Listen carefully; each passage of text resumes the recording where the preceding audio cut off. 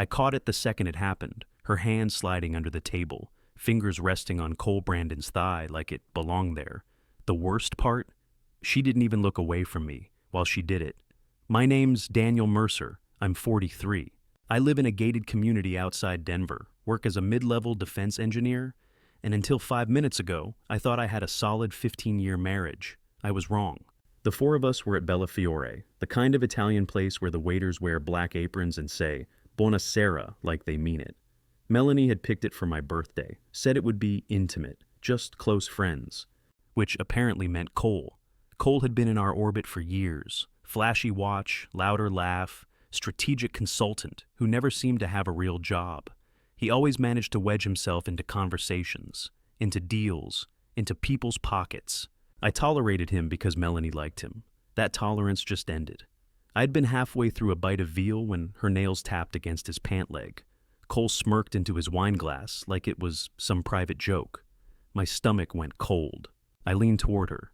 Mel, I said low enough for only her to hear. You want to take your hand off him? She didn't flinch. Don't be paranoid, she said, still looking me dead in the eye. It's not a big deal, Cole chuckled, leaning back in his chair. Yeah, Dan, relax. We're just talking. The air between us tightened. I felt every muscle in my jaw lock up. Talking doesn't usually happen under the table, I said. Melanie's smile sharpened. Maybe you should focus on enjoying your dinner instead of inventing problems. Inventing problems. That's what she called this.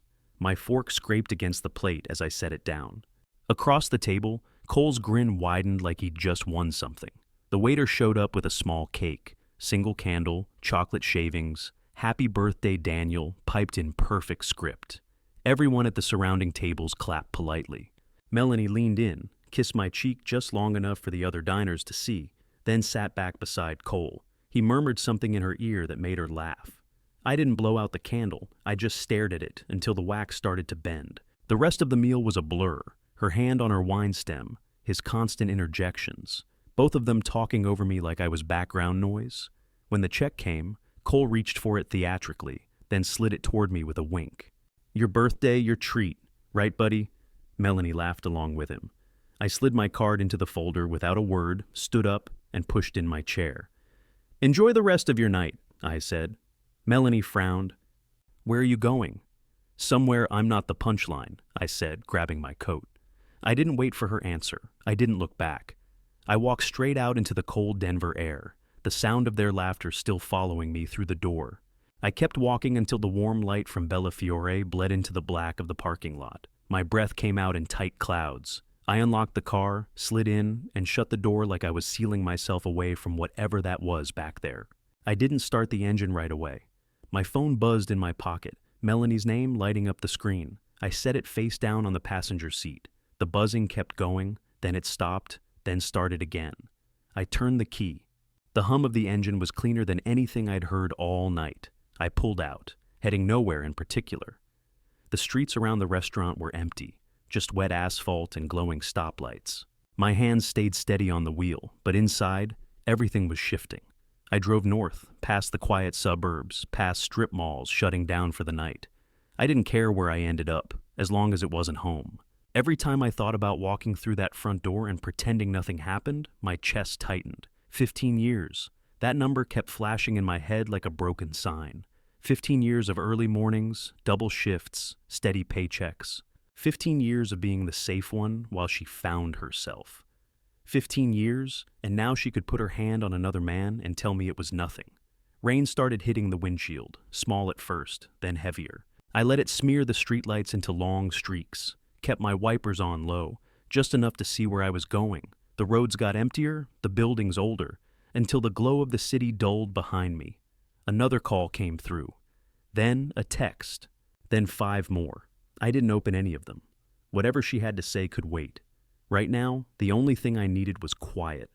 By the time I spotted the flickering neon of the Starway Motel, I was running on instinct. I pulled in, parked under a leaning street lamp, and grabbed my wallet. The lobby smelled like old carpet cleaner and burnt coffee. The guy behind the counter didn't even look up from his TV when I slid my ID across. Joseph Mercer, I told him, using my middle name without thinking. He punched it into the system, handed me a key on a cracked plastic tag, and went back to whatever game show was on. The room was small, 2 lamps, 1 sagging bed, a bathroom fan that rattled when I flipped the switch. I sat on the edge of the mattress, listening to the rain hit the metal railing outside. My phone kept buzzing on the nightstand, the screen lighting the wall in short, sharp bursts. I stared at it for a long time before picking it up. I didn't open her messages. I just powered it off and set it back down. For the first time all night, the silence felt solid. In that stillness, a thought started to take shape. Not wild, not emotional, measured. If she was that comfortable humiliating me in public, what did she do when no one was looking? I wasn't going to scream or plead or make a scene. I was going to know every detail, every truth she thought she could keep from me, and when I knew, I'd decide what to do next. The next morning, I powered the phone back on, long enough to make one call. "Reuben Grant," I said when he picked up. There was a beat of surprise. "Well, hell, haven't heard that voice in years. How's Lockheed treating you?" "I'm not calling about work." My tone cut the small talk short. "I need a meet, somewhere out of the way." We picked a greasy spoon off I-25, halfway between nowhere and less than that. I parked in back where no one could see my car from the road. Reuben was already inside, tucked into a corner booth, his frame filling most of it. He looked the same, broad shoulders, shaved head, eyes that had scanned war zones and boardrooms with the same flat calm. He waited until the waitress poured coffee and walked off before speaking. "You look like hell." "Thanks, I need eyes in my house." Discreet, real-time feed to a private cloud. He didn't even blink. "Melanie?" I didn't answer. I didn't have to. "How deep?" he asked. "Living room, kitchen, patio, bedroom, audio where you can. No wires showing, no cheap Amazon crap." Reuben sipped his coffee. "I've got a package that'll do it. You sure you want this? Some things you can't unsee." That's the point. We ate in silence after that, him demolishing an omelet, me pushing pancakes around my plate until the check came. Out in the parking lot, he popped the back of his truck and showed me the gear. Small black domes, pinhole mics, a hub unit no bigger than a paperback. Professional grade. By early afternoon, we were pulling up to my driveway. I'd called Melanie that morning, told her I needed space, and was staying at a short-term rental downtown to clear my head. She'd scoffed, then asked if I was having some midlife crisis. When I didn't bite, she shifted to mock sympathy. "Take all the time you need, Dan," she'd said. "I'll try not to redecorate while you're gone." She was at the gym when Reuben and I walked in. He moved fast, methodical. One unit tucked above the bookshelf in the living room, another hidden in a kitchen light fixture, a third under the eave looking down over the patio. The bedroom unit went in the air vent, angled perfectly at the bed. He tested each one on a tablet, showing me the crisp feeds. "You'll get alerts on motion or sound spikes," he said, handing me a separate phone tied only to the system. "Don't use your personal device. Less chance she stumbles onto it." I nodded. "Send the stream to a locked directory. My access only." By the time Melanie's car pulled into the garage, Reuben was gone and I was sliding into my own. She walked in with a smoothie, raised an eyebrow. "Didn't expect to see you here." "Just grabbing some files I forgot," I said, holding up my laptop bag. She gave me that thin, condescending smile she used when she thought she'd won something. "Don't overthink things, Dan." "You'll drive yourself crazy." I didn't answer, just left. That night, in a small, furnished apartment I'd rented under my middle name, I watched the feeds on the burner phone. The house was quiet, Melanie moving between rooms, texting, pouring herself wine. Eventually, she settled in the living room, feet up, calling someone. Her tone was light, amused. I couldn't hear everything, but I caught enough. "He's just sulking." "No, he won't leave me. He's not built for that." I put the phone face down. This wasn't about reacting, it was about building a record. Tomorrow, and the day after that, I'd watch. And when the truth was complete, I'd decide how to use it. Day 12, 3:14 p.m., the burner buzzed on the kitchen counter of the apartment. Motion alert, patio. I swiped the screen and the feed opened to sunlight. Water sliding across blue tile, the lens catching the curve of our backyard pool. Melanie walked into frame with 2 champagne flutes and Cole right behind her, shirt unbuttoned too many, sunglasses like a billboard. She handed him a glass and curled into his side like it was their house. "To freedom," she said. Cole clinked her flute. To not babysitting anymore. She laughed, full and loose.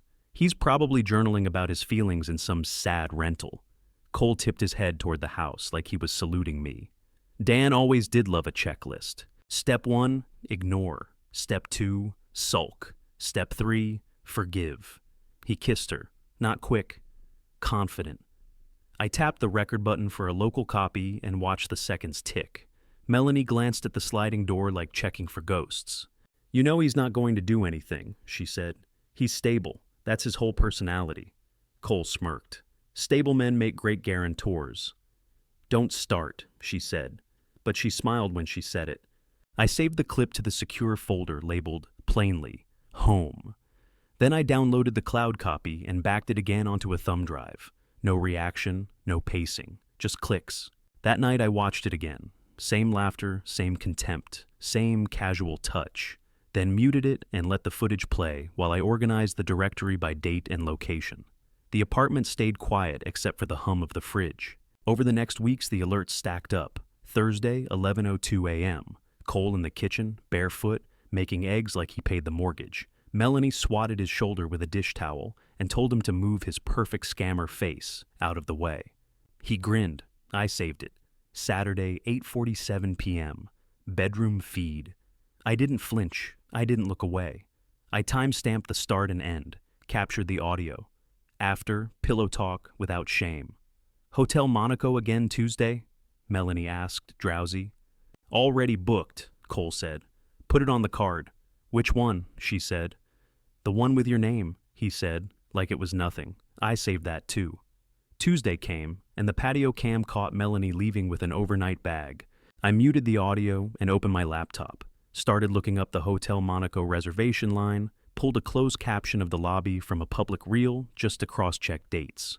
I didn't need it to be pretty. I needed it to be verifiable. The feeds filled with little pieces, her calls to Cole on speaker, him walking in the back gate like it was coded to his thumb, receipts flashed in careless hands. 2 weeks later, mid-afternoon, I caught them by the pool again. Cole was louder this time, relaxed, bragging. County's going to approve the variance. My guy says it's in the bag. Melanie twirled her hair. And when your guy doesn't? She asked, teasing. He kissed her shoulder. Then my guarantor keeps the lights on. She rolled her eyes, but there was a nervous edge. It's not a joke, Cole. You said there was minimal exposure. Babe, it's a townhouse flip. Paperwork scares boring people. You're not boring. Minimal exposure, townhouse flip, variance. That was enough breadcrumb for me. I paused the stream and dug into the county recorder's site. 2 LLCs came up under Cole's last name, and a shell address I recognized from one of his consulting decks. The third hit made my jaw tighten, but not in surprise. Deed of trust, recorded last month. Borrower, Brandon Development Group, LLC. Guarantor, Melanie K. Mercer. I opened the PDF and zoomed in on the signature line. Her looping M sat there like a dare. Back on the feed, they were still talking. Worst case, he said, we refinance. Or, Daniel bails you out. He always bails you out. Melanie sighed, but she didn't disagree. He hates debt. He hates conflict more, Cole said. Trust me. I isolated the audio segment, exported it, and dropped it next to the deed PDF. Then I checked my own banking app and pulled the last 6 months of statements into a separate folder. 2 card applications I didn't recognize had dings in the soft inquiry list. Melanie had upgraded our point strategy. Good to know. The footage kept giving. A week later, there was a hotel lobby reflection captured in a mirrored column. Melanie's dress in his hand, his lips on her neck. Another night, she FaceTimed him from our bed, giggling about my engineer bedtime. They were reckless because they thought I was inert. I gave it all names, dates, sources. I added context files, public record screenshots, metadata, confirmation emails she hadn't scrubbed from our shared inbox. When I finished, the folder tree looked like a clean schematic. No drama, just lines connecting. Before midnight, I kicked off a backup to an external drive and slid it into a fireproof pouch. Then I returned to the county site and queued up certified copies for overnight delivery, deed of trust, guarantee, memorandum of understanding. I typed in a P.O. box I'd set up that morning and clicked purchase. The order confirmation hit my inbox. I printed it and laid it on the counter beside the drive. Then I reached for the burner and set new alert thresholds: lower sensitivity, tighter regions of interest, audio keywords flagged, variance, deal, guarantee, refi. The phone chirped to confirm. I set it face up, watching the indicator light go from red to green. Erin slid the manila folder across the table and leaned back in her chair. "You've been sitting on a live grenade," she said. "The difference is, now you know exactly when to pull the pin." We were in her office, a converted loft in Lodo, brick walls and steel beams. I'd given her the whole thing without flinching: the affair, the feeds, the deed of trust with Melanie's signature under Cole's latest LLC. Erin didn't even blink. "The post-nups morality clause is your leverage," she said. "Documented infidelity plus reckless financial entanglement? We can reduce her settlement by at least half, but you need to move your assets now." I nodded. "Quietly." "Always quietly," she said, already flipping open her laptop. "Start by freezing all joint credit lines. Shift any incoming business revenue to an account in your name only. New bank, no shared access. And stop using cards she can track." By the time I left her office, I had a checklist. That night, I opened my laptop at the apartment's kitchen counter and started cutting lines. 1 call to the bank, 2 emails to my CPA, a new account at a small regional branch under my business entity. The auto pays from our joint account started disappearing one by one. 2 days later, I walked into the bank where we kept our marriage money and requested a full withdrawal of my personal savings. The manager hesitated until I slid my ID and business license across the desk. "Liquidate," I said. "Cashier's check." Back at the apartment, I fed my old debit card through the shredder. It made a clean, quick sound. Erin worked her end, drafting the notices to creditors and the bank freezes with language so dry it sounded like nothing was happening at all. Melanie would find out only when the charges failed. A week in, I sat at the apartment desk with the burner in one hand, my personal phone in the other. Melanie had sent 3 messages, each colder than the last. "Need the Amex cleared by Friday. Cole's waiting on reimbursement. Don't make this ugly." I let them sit unread. That Friday, Erin and I met again, this time at a small wine bar tucked behind Union Station. She wore a charcoal blazer and a smile that didn't reach her eyes. "Phase 1 complete," she said. "She's going to hit a wall next week." I raised my glass. "To walls," she smirked. "To new foundations." The bartender passed by just as Erin reached for her phone. I caught the angle of the shot in the mirror behind the bar, me and her leaning in over wine, business papers spread between us. Erin glanced up. "You should post it." "Strategic optics?" I asked. "Exactly, nothing overt. Just enough to plant a question." That night I uploaded the photo to my personal account with a caption: "Some endings are beginnings in disguise." Within an hour the likes stacked up. A few old friends commented. 2 mutual acquaintances with Melanie hit the little heart icon.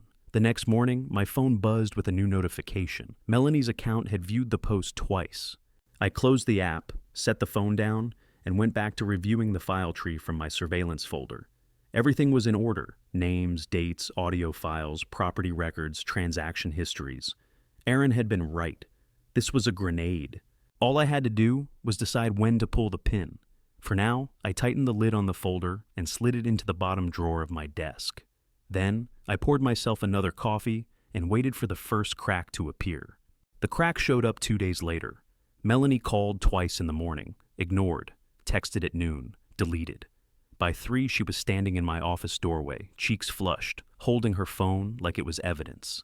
"What the hell is this?" she demanded. I didn't look up from my screen. "What's what?" "That little wine date you posted? Who is she? Don't play stupid, Daniel." I leaned back in my chair. "Business meeting." Her laugh was short and sharp. "You expect me to believe that?" "I don't expect you to believe anything." She stepped inside, shutting the door. "You think you can humiliate me? You're not that guy, Dan. You never were." I kept my voice even. "You've been very clear about who I am." For a second, she hesitated, like she wanted to push further, but then she spun on her heel and walked out. The door clicked behind her. That same night, I sent an encrypted email from a burner account to the county commission, attached copies of Cole's variance application, zoning maps, and a few concerned citizen notes about traffic congestion and structural safety. No signature, no trace. 3 days later, the feeds caught Cole pacing on our patio, phone to his ear, voice low but furious. They froze it? No, that's not possible. They're saying it's under review now. Melanie was beside him, barefoot, looking rattled. They'll fix it, she said, but it sounded like a question. They won't if we can't get the funding reinstated, Cole snapped. By the weekend, I got the notification from my bank. 2 of our shared cards had declined for insufficient available credit. I didn't need to check the feeds to imagine the fallout. Still, I did. Sunday afternoon, she was at the kitchen counter with her laptop, scrolling through a spreadsheet and swearing under her breath. A number flashed on the screen, her personal checking account balance. 4 figures, not high ones. She picked up her phone and called someone, her tone sugar-sweet. Hi, I just wanted to check if my payment cleared for the lease on the G-Wagon. Oh, no, that can't be right. Pause. Well, I'll have it for you next week. Absolutely. Thank you. 10 minutes later, another call, this one short and clipped. Cole, I just got off with them. They're threatening repossession. He must have given the wrong answer because she slammed the phone down and walked off camera. By Tuesday, the collectors started calling. I knew because she answered one on speaker in the kitchen. No, I told you, I'm good for it. It's just a temporary liquidity issue. No, don't call my husband. He's unavailable. I closed the feed, leaned back in my chair, and let the silence fill the apartment. I wasn't angry. I wasn't even satisfied. I was just steady. The house was collapsing, and all I had to do was watch it fall. The papers went out on a Tuesday morning. By noon, the process server texted Aaron a photo. Melanie in our driveway, envelope in hand, expression caught somewhere between shock and fury. I didn't wait for the call, but it came anyway. You're divorcing me? Like this? She said, voice tight. I'm filing for a divorce, I corrected. You've been served. She hung up. 2 days later, the feeds showed Cole's car pulling into the driveway, then idling for a minute before reversing out. He didn't even go inside. By Friday, she texted, "Can we talk?" I ignored it. Saturday morning, she sent another. Coffee, neutral ground. I agreed, but picked the most public cafe I could think of. She was already there when I arrived, hair styled, makeup heavier than usual. She started before I even sat down. This doesn't have to be ugly. We can work through this. No, I said. Her jaw tightened. You're not even going to hear me out? I've heard enough over the past month to last me a lifetime. She leaned forward, lowering her voice. You think Cole's my future? He's not. We made mistakes. You made choices, I said evenly. I'm letting the consequences speak now. For a moment, she just stared at me, searching for something in my face. Whatever she was looking for wasn't there. She sat back. So that's it. You want to punish me? No, I said. I want to end it. Her eyes narrowed, but she didn't argue. She just gathered her purse and left. That afternoon, Aaron called with an update. We've got the morality clause covered from every angle. Video, financial, corroborating witnesses. You mentioned a friend of hers? Catherine, I said. They haven't spoken in months. Good. People with old grudges make great witnesses. I'll reach out. The next week was all filings and document drops. Aaron moved with surgical precision, drafting motions, indexing exhibits. She had me sign an affidavit confirming the surveillance footage chain of custody, then walked me through the timelines she'd built, every date, every location, every transaction. This isn't just a divorce case, she said. It's a story, and judges understand stories. By Thursday, she'd locked in the hearing date. She'll have to respond fast, Aaron said. Cole's financial mess is catching up to him. The less he's in her corner, the better for us. That night, I checked the feeds one last time before bed. Melanie was alone in the kitchen, phone pressed to her ear. Cole, I need you to... She stopped, pulled the phone back, and stared at the screen. Call ended. She set the phone down, stood there for a long moment, then poured herself a drink. I shut the feed off. The case was built, the path was set. Now, all that was left was to walk it straight to the finish. The courthouse smelled like stale coffee and copier toner. Aaron and I sat at the plaintiff's table, her legal pad a mess of bullet points only she could read. Across the aisle, Melanie leaned in to whisper to her lawyer, a tall guy in an expensive suit who kept glancing over like he was measuring me for a loss. When the judge entered, everyone stood. My pulse didn't change. Melanie's lawyer opened with a performance. Words like emotional neglect, coercive control, and financial domination rolling out in a voice meant to sound both outraged and weary.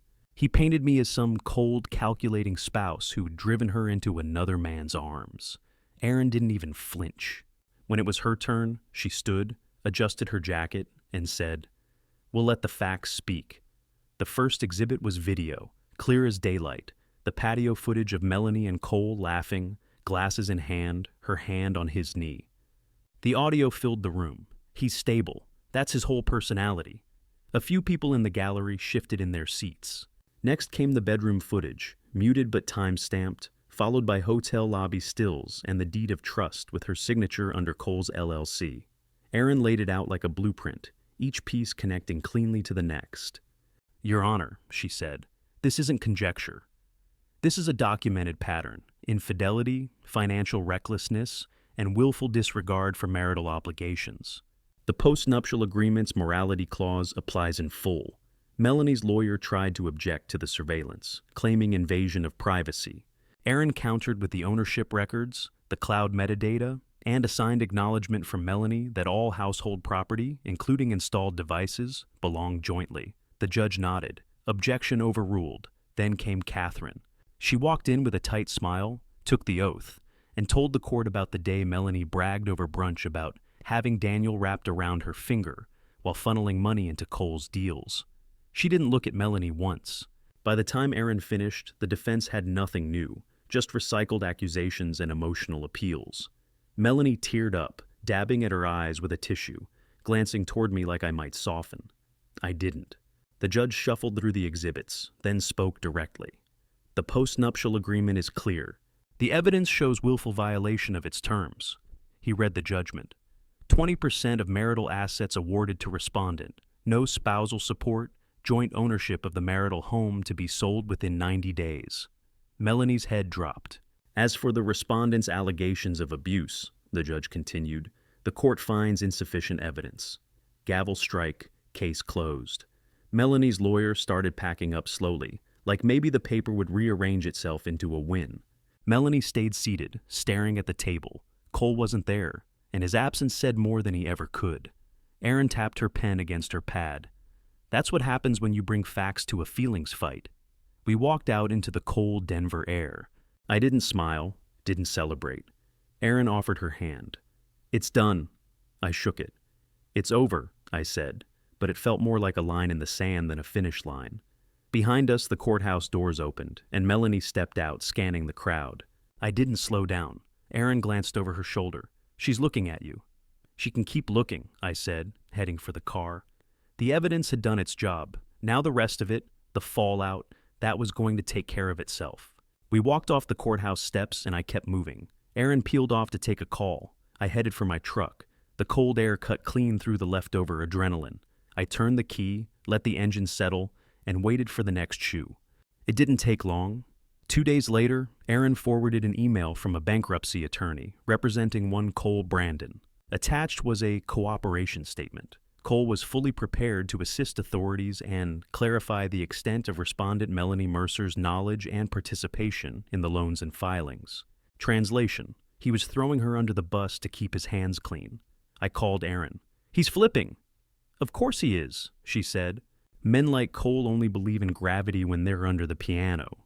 By the end of the week, Melanie's name showed up in 2 demand letters. One from a private lender citing misrepresentation on a guarantee, the other from a title firm flagging irregular disclosures on a condo assignment. Erin read them, whistled once, and drafted a reply that said everything and nothing. Then came the investigator's call. "We're reviewing documents related to Ms. Mercer's financial statements," she said. "We'd like to request copies of any records you have concerning Brandon Development Group, LLC." "I'll authorize my attorney," I said. Erin sent a neat packet, public records, certified copies, nothing extra. Word moved faster than I expected. Friends who'd lined up behind Melanie for years started asking quiet questions. A couple reached out to me directly. "We didn't know," one said. I didn't answer. I didn't need an apology. I needed distance.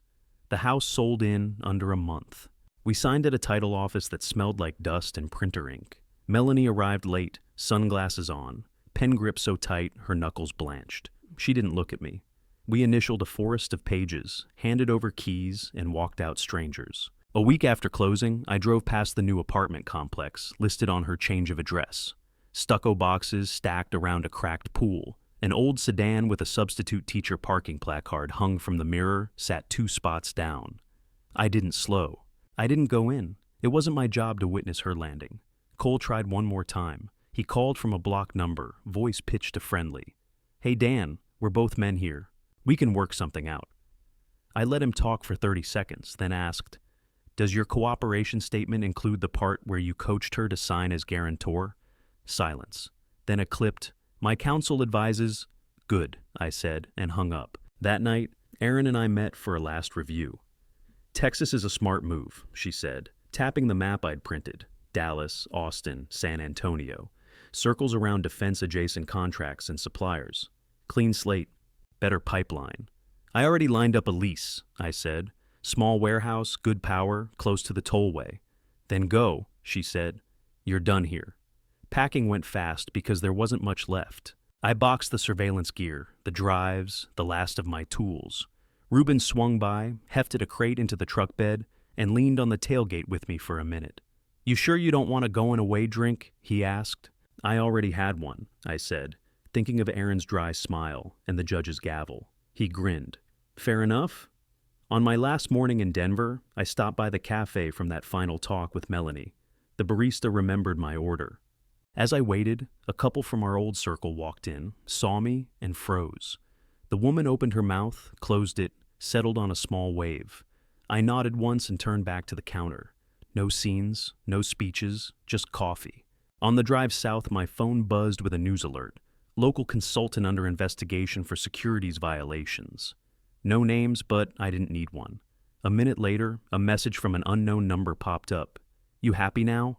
I glanced at it, then at the horizon, and let it disappear into the notification pile. I hit the Texas line by dusk and rolled into a motel off the interstate. In the room, I spread my new lease across the little table, next to a list of supplier calls for the morning. My company would anchor here, build smart, move quiet. No photos, no captions, just work. Before lights out, I sent one text to Erin. Made it. Her reply came fast. "Congratulations. Onward." I set the phone face down, looked at the stack of contracts, and said it out loud because it was finally true. She wasn't destroyed by me. She was destroyed by her own decisions. Then I picked up a pen and signed the first vendor agreement. Patagonia's air had a kind of silence I'd never heard before. Thick, clean, the kind that made you aware of every step you took. I'd been hiking since dawn, the trail cutting between jagged peaks and a turquoise lake that looked painted. Business meetings in Santiago were behind me. Now it was just me, my pack, and the sound of my boots on gravel. Halfway up a ridge, I stopped to breathe, not from exhaustion, but to take it in. I'd lost more than a marriage in the last year. I'd lost the version of myself who thought loyalty meant self-erosion. That man was gone. "Hell of a view, isn't it?" a voice said behind me. I turned to see a woman adjusting the strap on her pack. Sunburned cheeks, messy braid, boots that had seen more miles than mine. "Yeah," I said. "Hard to believe it's real." She stepped beside me, pulling out a battered water bottle. "First time in Patagonia?" "First time in South America," I said. "Work brought me to Chile. Figured I'd see something that didn't involve conference tables." She laughed, a short, unpolished sound. "Smart choice. I'm Claire, geologist, Montana." "Daniel," I said, shaking her hand. "Engineer, Colorado. They used to be married." Her eyebrow ticked up, but she didn't push. Used to be married was enough. We hiked together for the next hour, trading pieces of ourselves between stretches of silence. She told me about years in field camps, mapping rock strata in places most people couldn't point to on a map. I told her about leaving everything behind without looking back. Somewhere along the trail, she said, "You don't talk like someone who regrets it." "I had to lose everything," I said, "to figure out what actually matters." She nodded like she'd heard that before, from her own life maybe. "And what matters?" "Self-respect," I said. "Not negotiating with people who show you exactly who they are. Quiet mornings, long trails, good boots." She smiled, not the polite kind. "Sounds like you're doing all right, Mercer." By the time we reached the overlook, the sun was bleeding into the mountains, lighting the peaks like they were on fire. I pulled a flask from my pack and offered it. She took a sip, handed it back. We stood there for a long time without speaking. For once, I didn't feel like filling the air. When the wind picked up, I raised the flask again toward the horizon. To endings, I said, and beginnings. She clinked the metal with her water bottle. To knowing the difference. The sun slid lower, and for the first time in years, I didn't feel the pull of unfinished battles or old debts. Just the clean weight of my own life, finally mine.